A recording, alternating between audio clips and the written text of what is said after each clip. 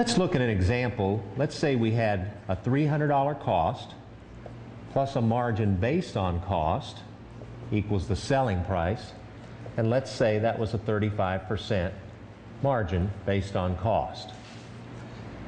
If we look at our normal grid, there's always a dollar amount on top, there's always a percent on the bottom.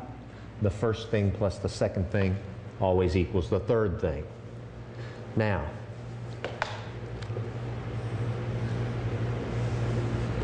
$35% times the cost, where does the 100% go? If it's based on cost, it goes under cost, doesn't it? 100% of the cost is the cost. 35% times the cost, 35% times 300 is what? 105, and we add those together and the selling price is 405. And if we needed to know, what would the percent be here? That'd be 135%, wouldn't it?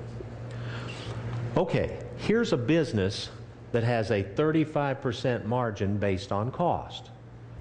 Now let's say this business gets sold to another business. Let's say this is a successful business. Well, the new business comes in and it says, I'm not going to mess with your prices. You're doing great. You buy it for $300, you sell it for $405. You make $105 on that item. Now, obviously, that's gross profit. There are things like salaries and rent and utilities and all sorts of things that are costs of doing business other than just what you pay for the merchandise. So, be very careful if you want to go into business for yourself. Most small businesses fail because their pockets aren't deep enough. In other words, it takes several years for a business to start generating money. So you have to think, I'm going to do this as a hobby for 2 or 3 years. I'm going to have to make my living some other way because it takes that long to start turning around and make a profit generally. So be sure you don't think, well, gosh, if I can sell 10 of those a week and make $105 on each one, if it were that easy, everybody would do it. It's not that easy. Okay, let's say somebody buys this business. They say, you're doing great. We're not going to change that. We're still going to pay $300 for it. We're still going to make $105. We're still going to sell it for $405. Unfortunately, we own 50 other businesses, and all of our businesses base their margin on selling price. So the question is, if I have a business that has a 35% margin on cost, what is the equivalent percent margin on selling price? That's what I want to know. Because I'm just going to take those same prices and I'm going to say, I'm not going to base it on cost anymore. I'm going to base it on selling price. Now, it's really pretty easy to do. Here's the way I suggest to do it. The book has a couple of formulas that you can memorize and add one or subtract one and take the whatever. And they're not really that hard, but I think this way is more intuitive, so I'll show you this way, and we can ask questions about it next week. Let's say we don't know this anymore. All we're given is this. I just wanted to show you a scenario that would apply in real life. Let's say someone says, I've got a business that makes 35% margin on cost. What's the equivalent percent margin on selling price? Well, what I would do is I would look at this. Here's something that's kind of a truism. When in doubt, remind yourself of something that you know is true. In this chapter, this is what we know is true. Okay? Cost plus margin equals selling price. We're going to use that formula on just about every single problem. Now, let's just put this number where it would go. If I had a margin that was based on cost, where would the 100 go? It would go under cost. And now, in this scenario, I'm not even going to worry about top and bottom. I'm just going to say, what if it costs $100 and was 100%? I'm going to make those two numbers the same so I can do it all on one line. Okay? So if I paid 100 for it, where would the 35 go? It would be the margin, the markup.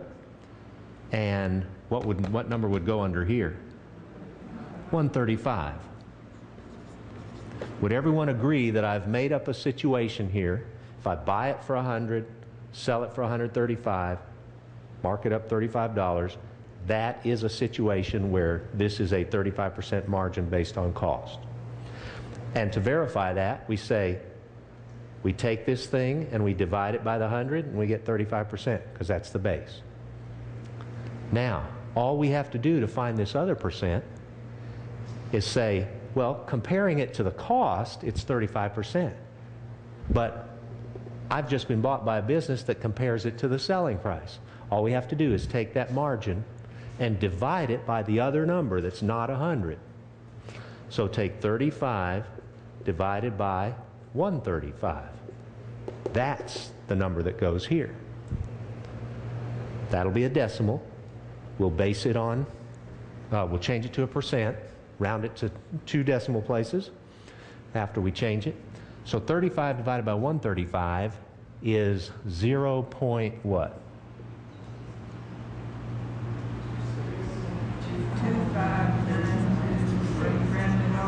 25923.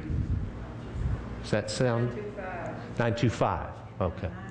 Oh, well, we need to know it to 5 decimal places. All right? 25925. Does that look right to 5? Now, if we change that to a percent, we'd move it 2 places to the right. That'd be 25.925%, wouldn't it? But we're going to round it to the nearest hundredth of a percent. Okay? Now, Homework Manager may say something different on a particular problem. Make sure you round it the way they want it. But generally, on most of the problems in the book, they say round to the nearest hundredth or 100th percent as needed. In other words, 2 decimal places, whether you're doing it as a decimal or whether you're doing it as percent. So we would round this to 25 point what? 2 places, 93. Yeah. So this tells us that if I buy a business that has a 35% margin on cost, I can leave their prices just like they are, and I just say, okay, I need a 25.93% margin on selling price. That's the same thing. It's the same numbers. If I had 300 and 105 and 405, and I said, I want my 100% here,